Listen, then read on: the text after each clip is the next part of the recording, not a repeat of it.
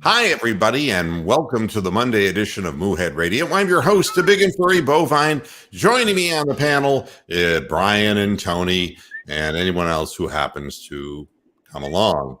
I think sometimes I watch things on television, quite honestly, because there's nothing else to watch. I've never been a big follower of women's basketball. The NCAA championship game between the impugned Arizona Wildcats and Stanford Cardinal really was a good basketball game, and it was a well-played basketball game. And it was as stark a comparison as you could see between two completely diametrically opposed teams. Arizona trying to use its speed, constantly playing from behind to stay up with the taller Stanford women, and it came down to the very end. Adia Barnes, the head coach for the Arizona Cardinals, has gotten a lot of publicity. Wildcats. Wildcats. What did I just say? Cardinals. Sorry about that. Although she could probably coach the Arizona Cardinals. Yeah, probably. But she's gotten a lot of publicity, and obviously deservedly so. You get to the finals and you have the kind of run that they had. It's a wonderful thing. And Ari McDonald, who is the number two, the do everything scorer for Arizona, had herself a great postseason. With that said, I also watched the men's championship, and so I can speak relatively intelligently. I mean, and that was just another example of an athletic UCLA team against my gosh, a Gonzaga team that you could see really why that's a semifinal game. Why Gonzaga is as good as they are. I mean, they're just like a machine. Backdoor cuts. I mean, it's like they're running, remember the old Princeton offense, and going backdoor. People know where everybody is on the court. They share the ball. It's something to behold. And the fact that Gonzaga won on an incredible last second shot made it all the more exciting, after UCLA tied it up. But I do have something I want to say about the Arizona game. For all the accolades that Adia Barnes has received, and will receive, the end of the game was wholly dissatisfying for me. Up to this point, Arizona was using its speed, its quickness, and some defense by some players to get it a transition, stay even with a Stanford team that, I mean, quite honestly, was just bigger.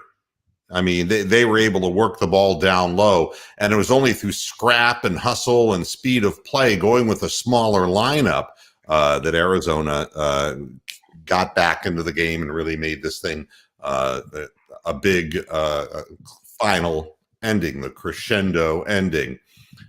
With that said, I'm going to run the final play, and of a wholly unsatisfying conclusion.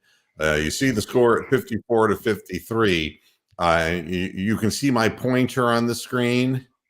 Yes. Okay, good. All right.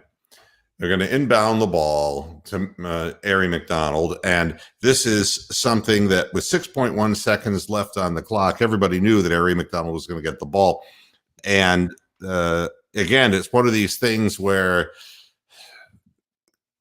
the coach didn't coach. I'm sorry. This ain't a play. This ain't what a coach drew up. This is giving in to star power on a team, and it cost him a national championship. Here we go. Okay, so now she's got her back turned, literally, I would say 40 feet from the basket, 38 feet from the basket. And she's got 6.1 seconds to do something. All right. What you're seeing here is the tallest player on the court for Stanford.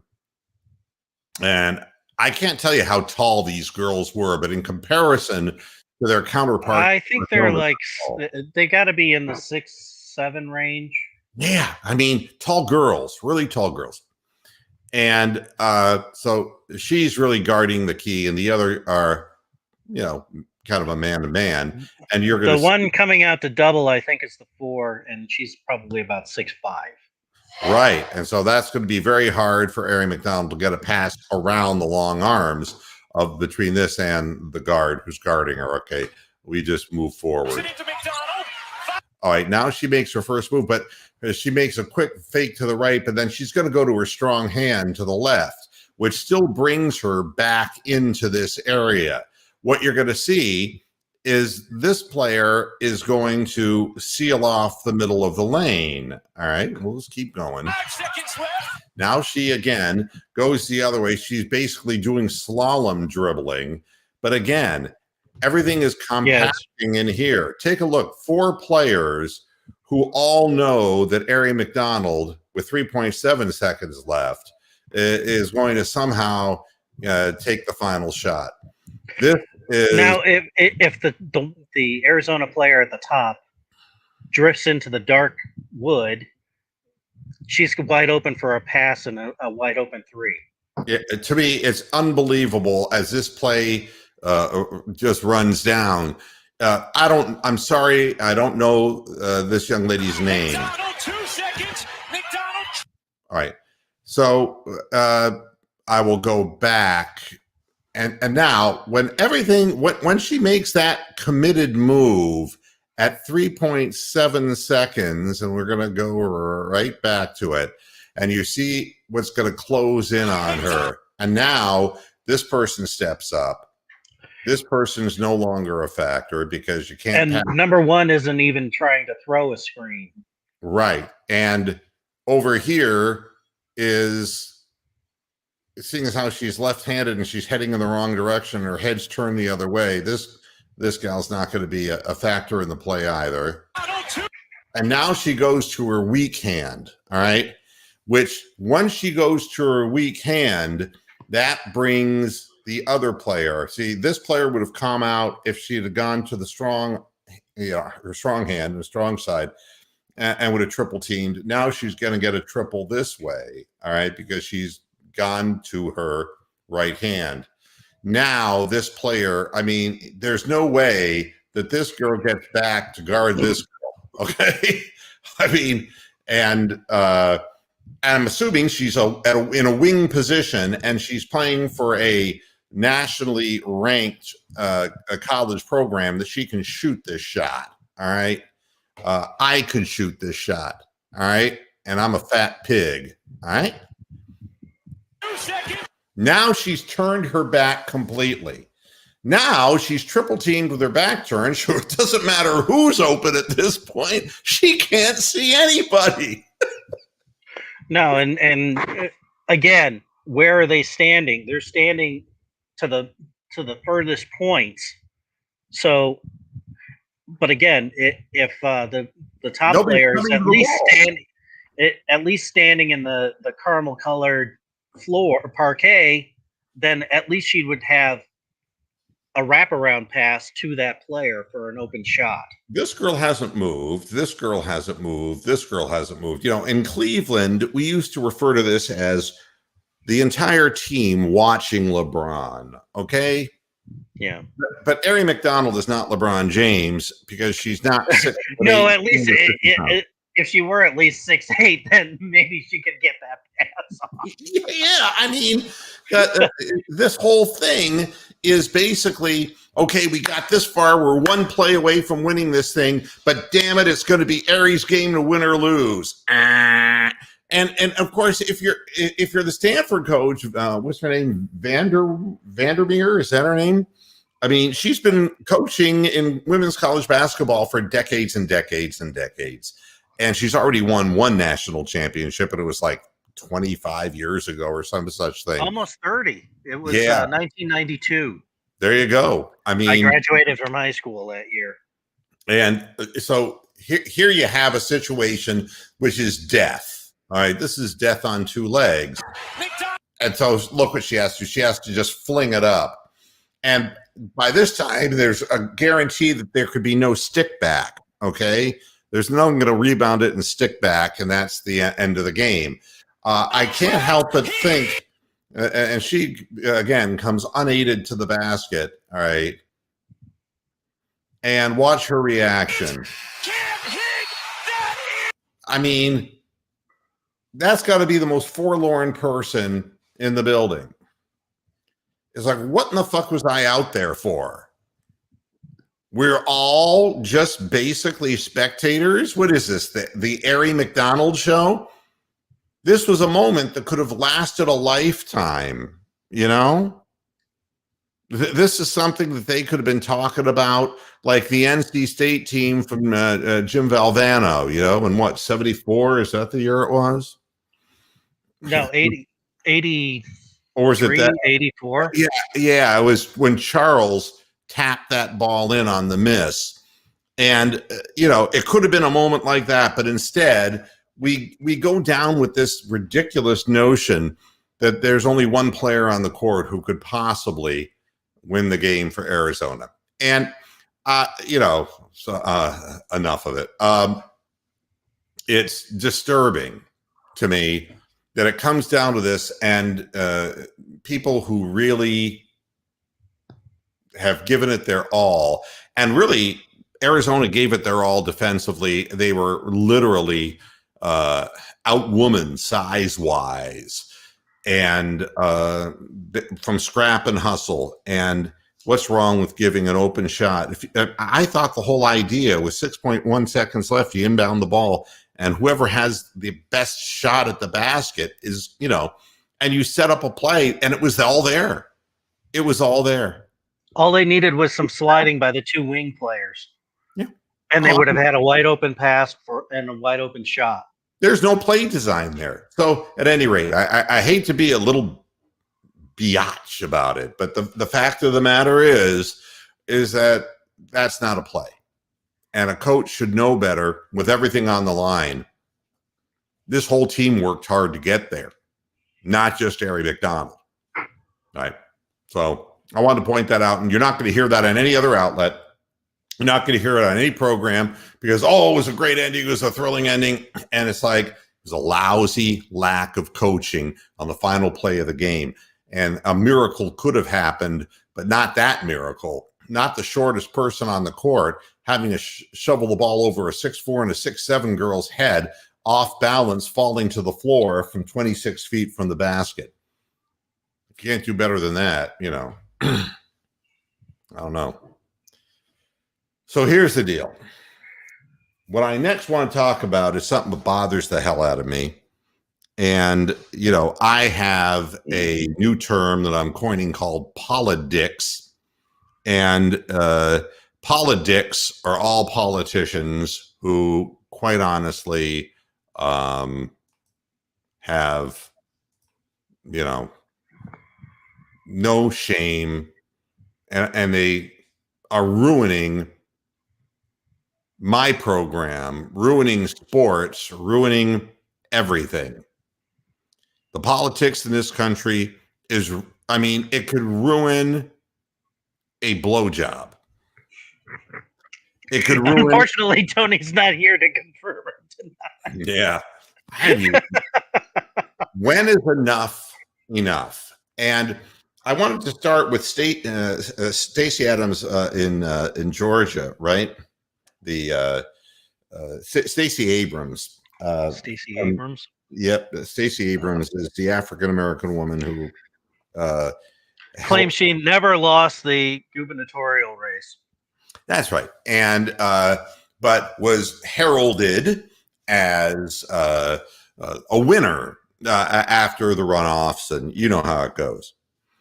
And then you have the primary story, of which she is a secondary part of it, that Major League Baseball pulled out of Georgia. We talked about that in the last program.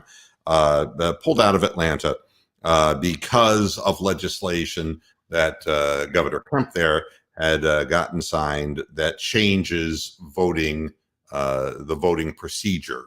That is going to be a deterrent for certain populations from voting. And that's what one side says. The other side says it's just coincidental, I suppose, that for the first time in a generation, that the state of Georgia went blue instead of red.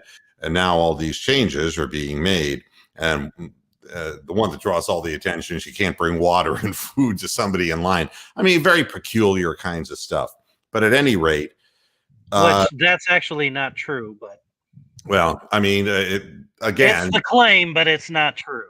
Yeah. What is true is that the game isn't going to be played in Atlanta.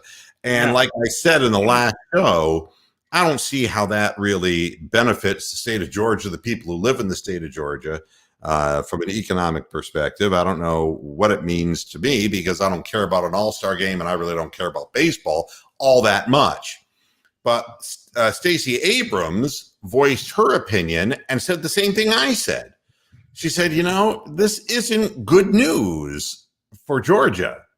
This is not good news for Atlanta because there are a lot of working people who would have benefited from that game being here. And she actually stepped over the line and said, there's a lot of people who could have been helped out. But your favorite Muslim lady from Minnesota then steps in on the thing and says, no, it's important that we stand up. What's her name? Ilsan, is that her name? Omar.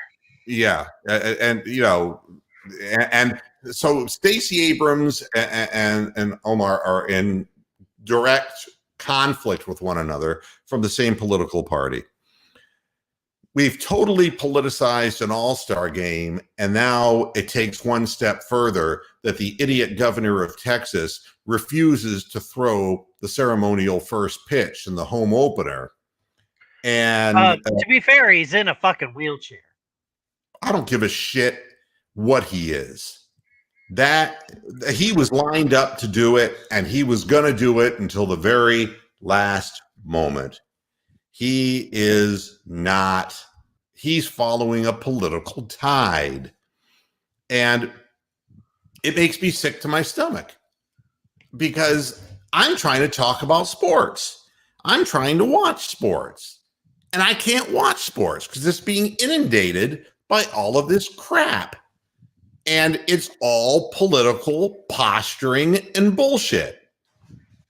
And Greg Abbott, I can't tell you if he's a good governor, if he's a bad governor.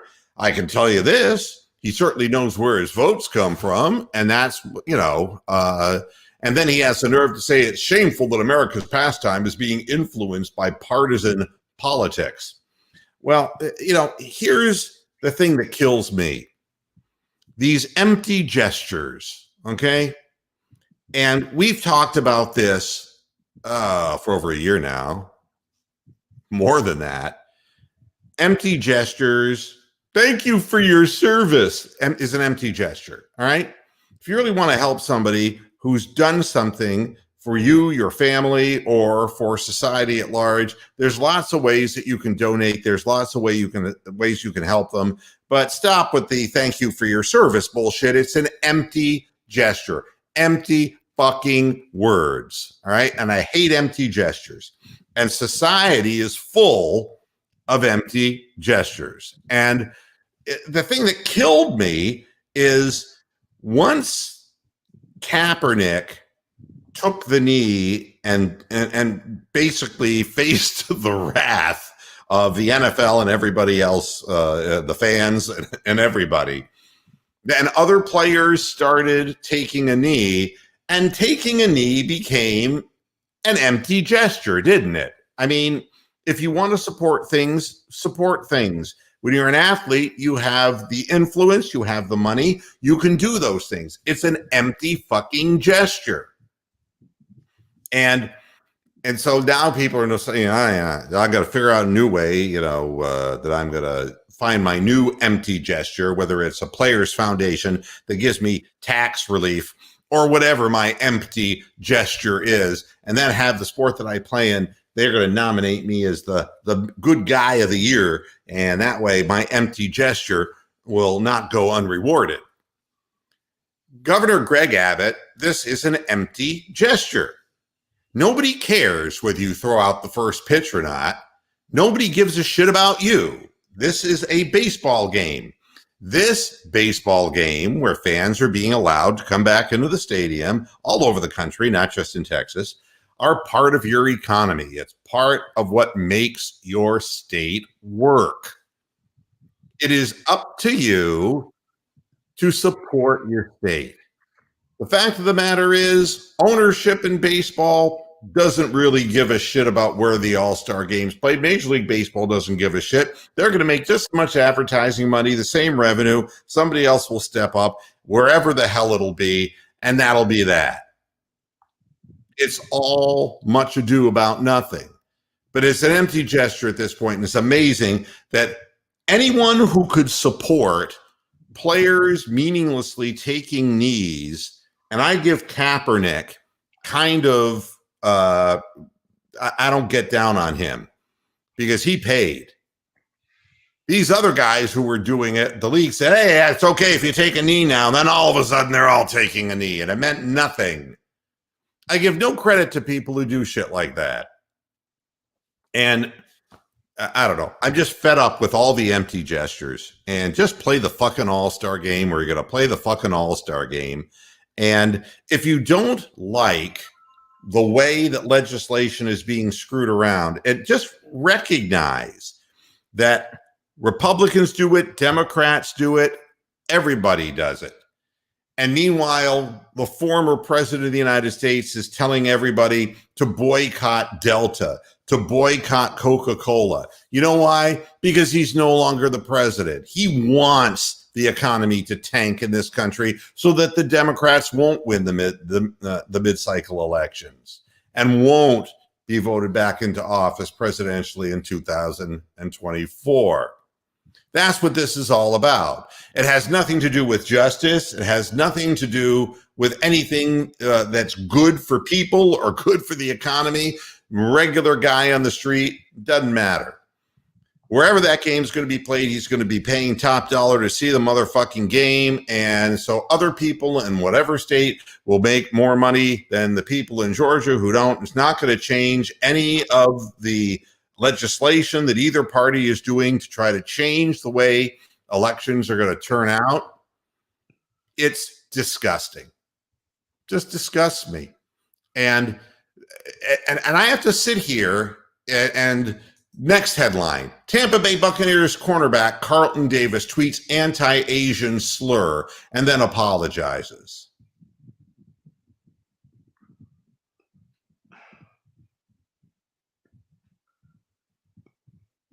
You know, I don't If you're get gonna be it. dumb enough to say it, then just fucking stand by it. You know, don't even bother with the apology, because the apology is never going to be enough. Well, They're going to keep coming after him. It's going to be just like the Drew Brees thing about talking about why he stands for the national anthem. Right. I mean, it's all. And then you get Marshawn Lattimore crying on Twitter. Oh, he doesn't understand. He understands perfectly fucking well. It's you that doesn't understand, Marshawn fucking Lattimore. Carlton Davis tweeted, got to stop letting gooks in Miami, in a deleted tweet. Now, it wasn't the gooks in Miami that were fucking causing all the problems. It was the blacks. Every fucking video I saw of fucking rioting going on during spring break, it was all black people, including Chase Claypool from the fucking Pittsburgh Steelers. Well, the thing that gets me is, fuck, man. He says he thought the word gook means lame. I don't know what I mean. What the hell? I mean, you know, but he deleted the tweet. He deleted the tweet, so he knew what he had done. You know, and so these kids were born 25 years after Vietnam, most of them. So you know, they don't understand what it really means. Well, what it means to me is nothing, and I really don't want to make a big deal of it. The next story is, of course, what we talked about with Michael Rappaport and Kevin Durant, and the argument they got into through that boiled over on Twitter where basically, to quote the conversation, the messaging that was going on between Rappaport, who's an asshole, and Kevin Durant, who's stated, "I heard this all before, you cunt. Chuck," meaning Charles Barkley, "doesn't need you as security, you pale, pasty, cum-guzzling bitch. I swear I'm a spit in your face when I see your dirty ass. Bet your life on it." Now, look, homophobic, here's what I'll tell you. And you're not going to want to hear this. I'm going to tell you the truth. Kevin Durant is no different than 80 to 90% of the players who play in professional sports. You wonder why players don't come out while they're playing the game? You ever notice that an athlete will come out after they're done playing? Because athletes in every major sport have said the same thing. I don't want one of those people in my locker room. In baseball and football and basketball. And so it goes. That is a prevailing sentiment amongst players.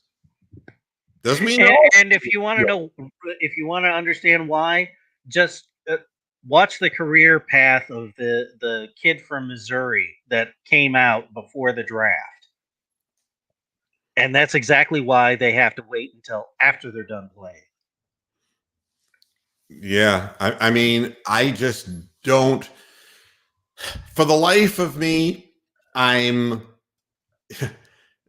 you're going to criticize Kevin Durant for that, and Michael Rappaport, who incited him and who has said things in the past that are antagonistic, you know, I lost respect for Kevin Durant when he went to Golden State. All right. And the bottom line is this: he couldn't win it in Oklahoma City. He got a gimme when he went to Golden State. And now he hasn't played in 24 of the last 25 games, and the Nets are still in first place, with Kyrie Irving deciding when he's going to play and when he's not going to play.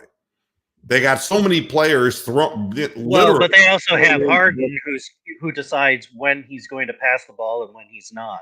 Look, they got so many players that they've moved into Brooklyn. It's crazy. I mean, it's the league and the way they do their business. But what Kevin Durant has to understand is you wanted the goddamn trophy. You wanted that one ring. You got your ring. Good for you. Wonderful. You can go wherever you want to go, and he chose to go where everyone went the next time too. I don't have any respect for him as a basketball player. He's just a little peon compared to LeBron James, who came back to Cleveland and won a championship for a team that never won no championship before, and did it with just him, really. When you really stop and think about it, he had Kevin Love on the team, but it wasn't like, he was doing it with Richard Jefferson. He was doing it with guys. It wasn't like what we've been seeing with the help now that he gets in Los Angeles and the help that the Warriors got. So they're going to pay attention to him now. When he was in Oklahoma City and wasn't winning, nobody knew anything about Kevin Durant. But he's antagonistic too. And he should know better than to publicly say things like that. But that's not sports. But this is what fills up my show because of this. Another lawsuit filed against Texas quarterback Deshaun Watson. Is it over 20 now? Yeah, it's 22. But who's counting? The thing that, we have nothing to talk about. This has turned into the National fucking Enquirer. This isn't even sports anymore. I want to talk about what's actually happening, not what might have happened or what will maybe never be proven. It's just foolishness. Yeah. On this next exciting episode of National Enquirer TV, Bat Baby living under the Jenkins Field Stadium. Oh. And then we have this. Paul George praises new LA Clipper Rajon Rondo's leadership, compares to Russell Westbrook partnership. Except Russell Westbrook can shoot. And he doesn't look like a magpie. I guess that I'm absolutely at a loss. Does anybody really think that Rondo is the missing piece to the puzzle for the Clippers? And that's what we have to write about? He's so old, he's a fucking fossil. And he's a bricklayer to boot, and he's a constant antagonist. Horrible attitude. Rondo couldn't get along with a single coach that he ever played with. God almighty. And then we have this. Golden State Warriors and Steph Curry searching for answers after losing 7 of their last 8 games, including this most recent one against the Atlanta Hawks.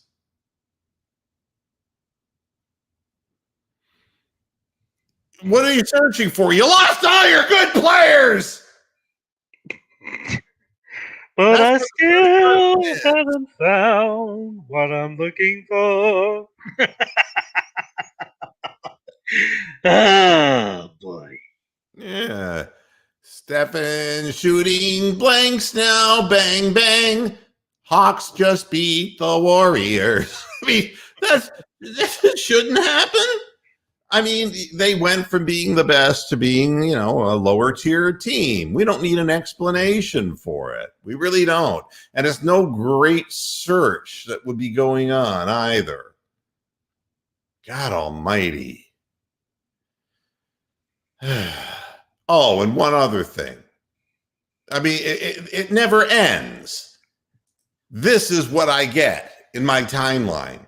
The CDC updates guidance for cleaning surfaces to protect against COVID-19. COVID-19 has only been around for how fucking long now? You want to find out what they're telling us now? 15 months, 16 months, something like that. Yeah. Remember when the disease came out? Mm-hmm. You remember how do you have to sanitize? How do you have to sanitize? With, as a person or on a surface? On the surface. That was using like Lysol and antibacterial. Right. Disinfectants. I mean, really strong disinfectants. And on your hands, you were using 70% isopropyl alcohol, sanitizer, right? Yeah. Or antibacterial soap. I don't want to be accused of making this shit up, all right? Here's what we get now from the CDC. The science has shown that people can get infected via contaminated surfaces, but the risk is low. Regular cleaning of these surfaces with soap or detergent works. Disinfection is not necessary.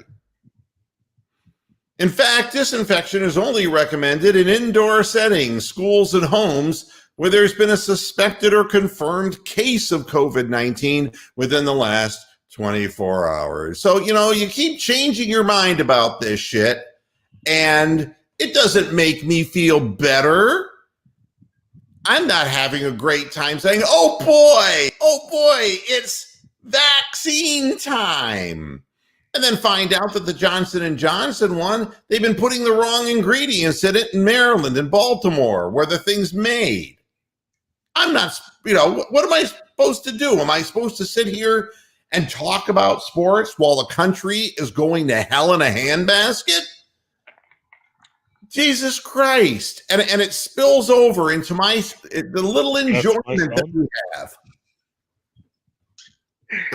It just makes me want to puke. The whole thing makes me want to puke, honestly. The only good thing was that he's finally becoming anti-government. Yay! No, you just do that. You label people because that's what your side does. It labels. You have a name for everything. You have a name for every candidate. You got a name. No, I'm not pro-government when the government's fucking me in the ass. And no, you're talking to somebody who the government took my business away from me by just deregulating the broadcast industry? No. They put the power of many into the hands of a few. That's what the government does. It's sickening to me. And I'm just and now they're not going to let even our enjoyment time. Pretty soon the movies are going to be about this. You're going to see,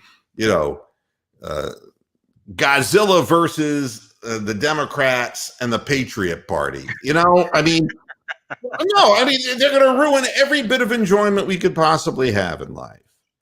And we're stuck here basically in lockdown or in some form of quarantine. And the outlets that we want to have aren't giving us any satisfaction, as Mark Mothersbaugh would say. Yeah. Oh, I thought that was Mick Jagger. Well, no. If you've never seen the Devo version of Satisfaction, you'll never. Oh, okay. Yeah. You'll never want to even listen to Mick Jagger. I don't get it. No. So I try.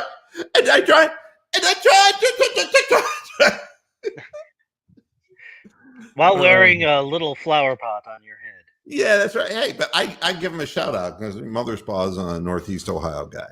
Give him credit where it's due. There was one of those guys died about 15 or 20 years ago. Yeah. He suffocated in a flower pot. It was tragic. The Jets have traded Sam Darnold to Carolina for 3 draft picks. They wanted to get rid of him so bad, they just let the Carolina Panthers take him and whatever draft pick. Yeah, when Rick made that announcement, at first I read it as Sam Donaldson. I'm like, Sam Donaldson? What? Yeah. Why? Isn't he like 90? Well, but the Ted Koppel was the throw-in. Okay. This is just unbelievable. This guy, the number 3 overall draft pick, and what they get for him, a 6th rounder this year, a 2nd rounder, and a 4th rounder next year. I mean, that's the most.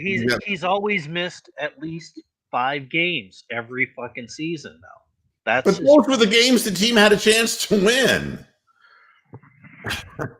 God, and of course the Jets now are going to select his replacement with the number 2 overall pick. And this is what I talk about all the time with the NFL.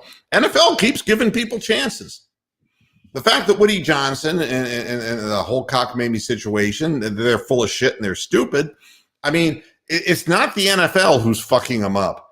I mean, in the NBA is literally making every call go against bad teams, and they have even taken away the let's tank to get the number 1 overall pick thing. They've taken it all away. The NFL keeps giving idiots a chance to get smarter, and the idiots never get smarter. So the Jets are going to do this yet again. Maybe they'll get another Geno Smith. I mean, who knows what the Jets are going to do with the number 2 overall pick. The leading candidate, of course, is Zach Wilson from BYU. So I think either Fields or Wilson would be a upgrade from Sam Darnold. Well, to tell you the truth, Fields, I mean, he runs a 4.40, good for him. I'm not really completely seeing that.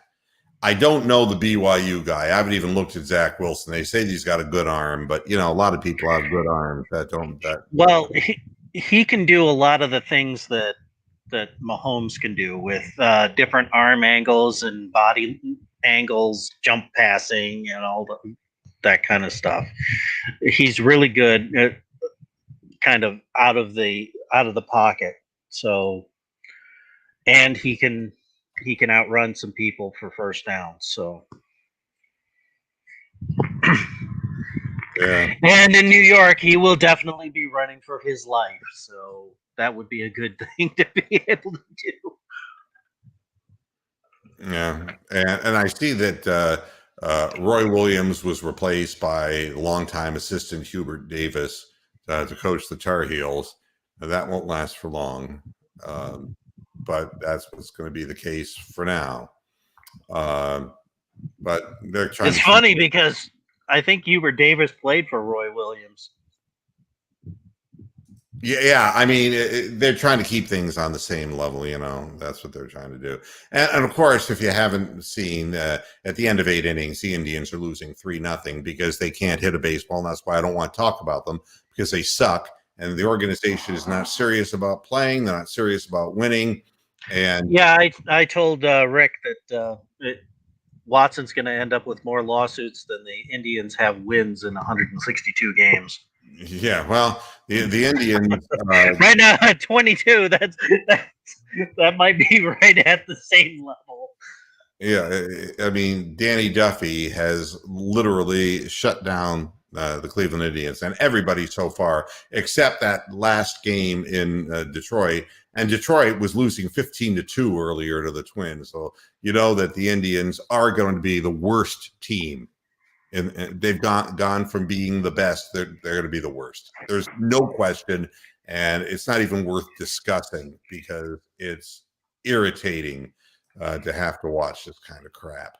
And I'm just taping the games. I don't have time to sit and look at that.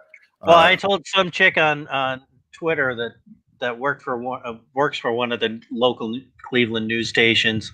I don't know how you can watch the Indians and still be sober.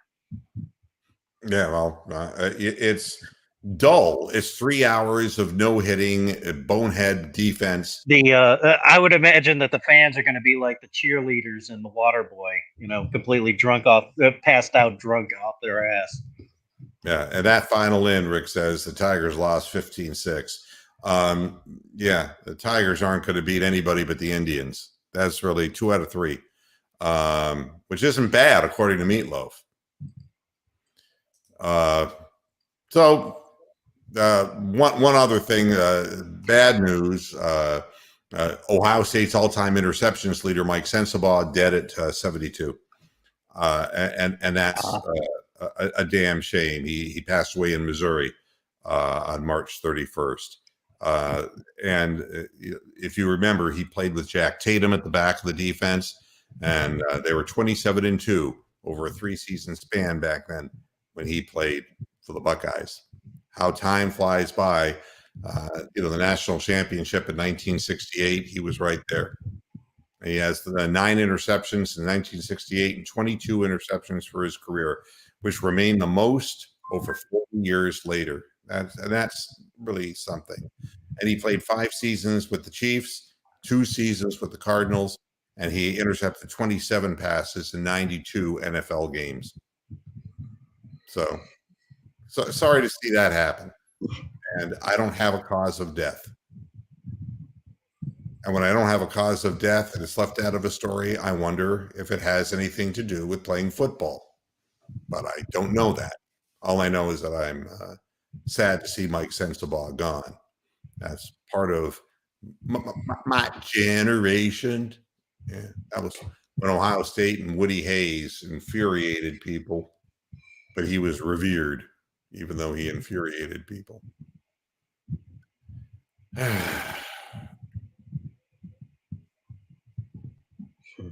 So what are we left with? How come the Browns don't love Rashard Higgins? Because Rashard Higgins is an average receiver. And I mean, look, he's a good route runner. He's got good hands. Doesn't have breakaway speed. And in today's game, he's going to be a piece, but he's never going to be more than a piece to a puzzle. He can wait until hell freezes over, and whatever in free agency he's going to get a deal that's worthy of a guy who can come in as an extra receiver on third down and be a possession guy. Good receiver, but that's not the way the game's being played. Today, the teams that win are the teams that have, like the Chiefs, a quarterback who can make something downfield out of nothing by scrambling and throwing the ball from weird contorted angles and all of that stuff. And it's downfield. It isn't so much. And if you want something to move the chains, you got tight ends, right? And God only knows we have enough of them in Cleveland. But it isn't that the Browns don't love Rashard Higgins, is that they know what his value is. This is the rest of the league does. He is a possession receiver. And, look, I like him as well as I like Sammy Watkins, and we paid a lot less for him than, Sammy Watkins, who was, such a high draft pick. I think Rashard Higgins has been a very nice and pleasant surprise. I think he plays well with Baker Mayfield. I like seeing him on the field. He's proven value and worth, but he's not Jarvis Landry. Jarvis Landry runs better routes than Rashard Higgins. I mean, and I consider Jarvis Landry a possession receiver. He's not a guy who's a breakaway guy. Never has been, and definitely won't be in the future because his body's beaten up. Yeah. And especially if he keeps taking shots to the back. Yeah, I mean, he's hurting puppy. Absolutely hurting. So, and this Jadeveon Clowney thing continues to go on, Are the Browns going to draft a defensive end if Jadeveon Clowney doesn't come to Cleveland? It's like, and there are still people who are saying that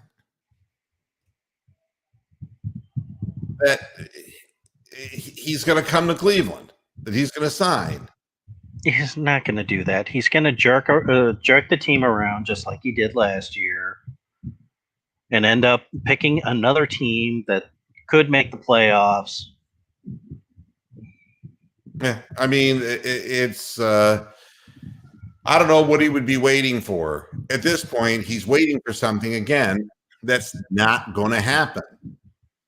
You don't put up J.J. Watt numbers, you're not going to get paid. You're a run stopper. And a run stopper gets X amount of money, and he ain't going to get a multi-year deal when the guy's been hurt and he's not going to get 60% of it guaranteed either. Right. I mean, obviously, nobody's going to bulk up the front end of that for a guy who's had health problems. So, and yes, he's 28 in chronological years, but in his body and what has been going on with him, not so sure. So the other thing I thought was interesting was some comments about the guy we got from the Colts, the linebacker. Help me with names. I'll know his name once I see him on the field with the Browns all the time. Walker? Yes. Anthony Walker? Yeah, Anthony Walker. The Colts didn't even want him. The Colts felt that his backup was a better player. He's a great team leader, and now they're saying, well, he's going to fill the B.J. Goodson role, and that he's very smart, but he's not good in coverage. But the Browns are banking on the fact that a 4-2-5, they're going to have a lot more help in their defensive backfield than they did last year. And that's the reason why he's a valuable player for the Browns. But he's a guy who wasn't starting at the end of the year. He played fewer and fewer snaps for the Colts. And I think they said he only played 18 snaps in their postseason loss. So, it's pieces of a puzzle. It isn't like you're going to get one big wham, bam, thank you, ma'am, free agent who's going to just take off and do great things for you. It doesn't work that way. And if you do, the case, then I think the money should be put on John Johnson III to be that kind of a player, because I think, he's all of the plays that Sendejo missed, he's going to be able to make. Well, you know what I want? I want a backfield that plays well together, that knows what their coverages are and doesn't just forget. Because we've seen this so many years, guys who are playing out of position because of injuries, they're forced to play positions they're uncomfortable with, or the speed was lacking, which won't be the case this year. And we would, everything playing in front of us, keeping everything in front of us and giving big cushions and all of that good stuff. I want to see, rather than, I'm relying on Denzel Ward, I'm relying on Johnson III, or, I'm not, laying it at one guy's feet. This is a team effort, and I want to see a defense that makes it hard to throw to either side of the field. You know, I want to see that instead of having a shutdown guy, that with 5 guys in the defensive backfield that we can cover damn near anybody, damn near any time. That's what I want to see. And, you know, I just can only imagine if the Browns offense continues to gel with the offensive line, if Baker continues to get much more like he did the second half of the season, comfortable with this thing, playing within himself and not feeling the pressure of having to make big plays all by himself, man, if we get a couple of stops more per game and give our guys field position, I mean, it seems like if we did stop teams, it would be like at the 40-yard line, at our 40-yard line, and teams would actually go for it because they saw well, the defense isn't very good. I want to see us start games out where a team starts at the 23-yard line on a not so great kickoff return, and it's a 3 and out, and we get our hands on the ball at the 30-yard line instead of being punted backwards, or instead of having our line just worn down and our defense worn down with time of possession and the constant bang brutality of the sport.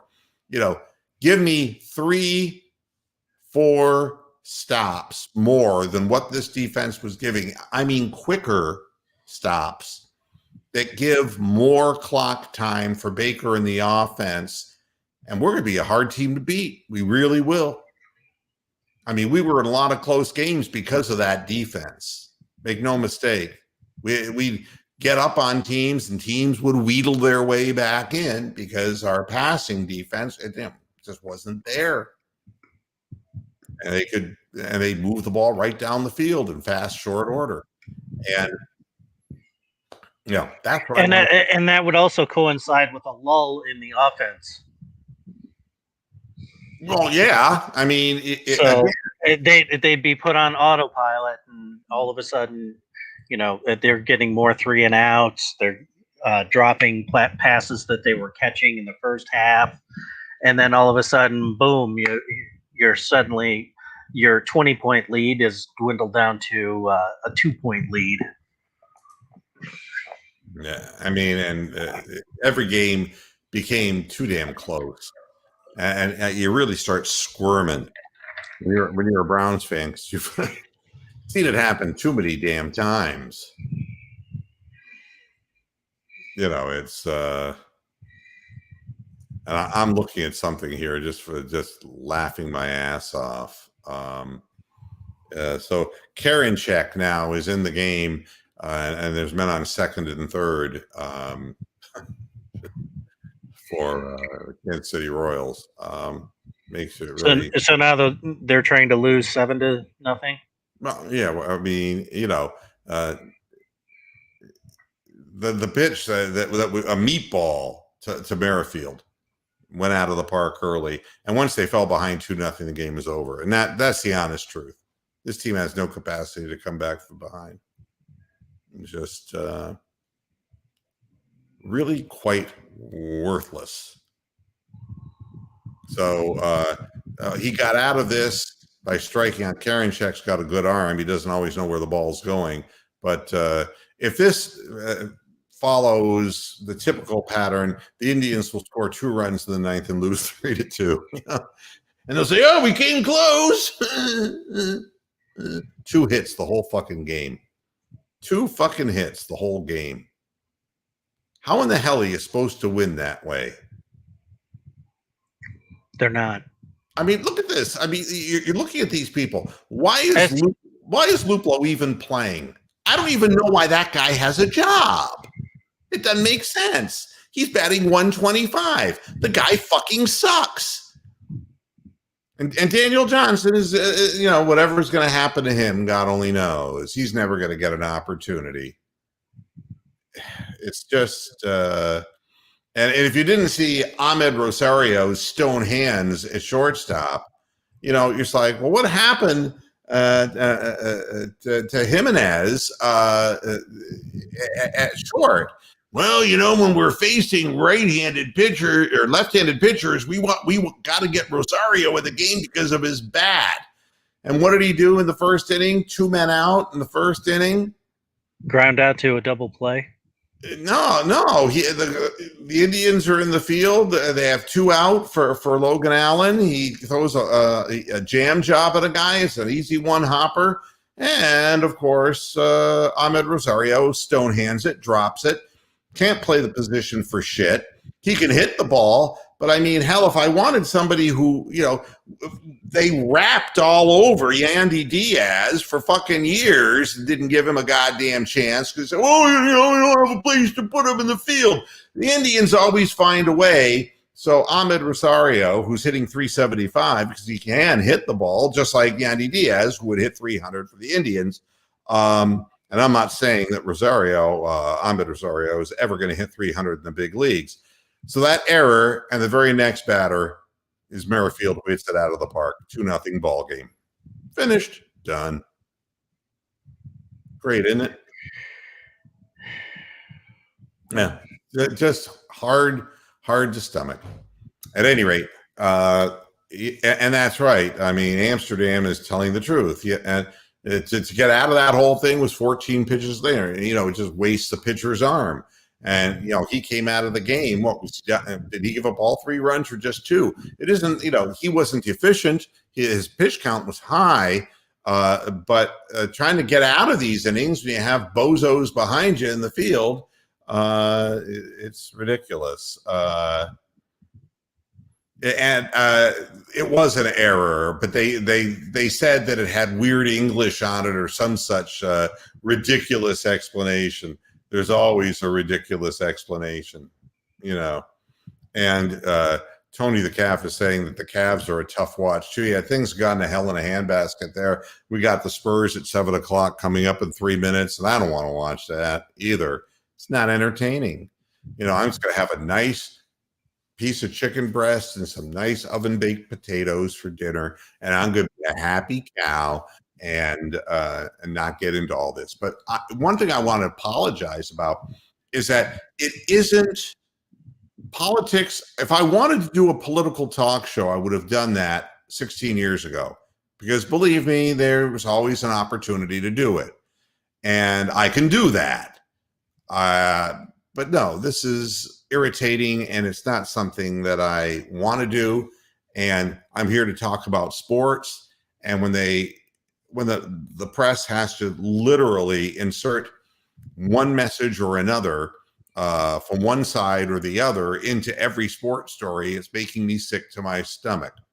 And all I want to do is talk sports.